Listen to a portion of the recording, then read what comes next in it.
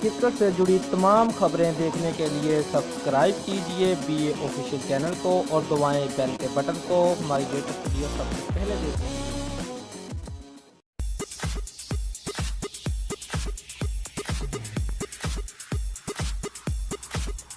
कौमी टीम के बॉलर्स ने न्यूजीलैंड के खिलाफ पहले वनडे में भी 9 बॉल ना करके 29 साल पुराना रिकॉर्ड तोड़ दिया।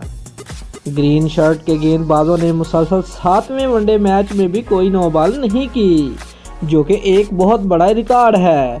इससे कबल पाकिस्तानी बॉलर्स ने ही 1999 में मुसलसल 6 वनडे मैचेस में कोई 9 बॉल नहीं की थी।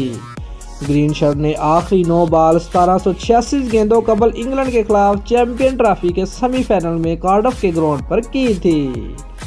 ये खबर सुनते ही इंडिया मीडिया अपने ही खिलाड़ियों पर बरस उठा।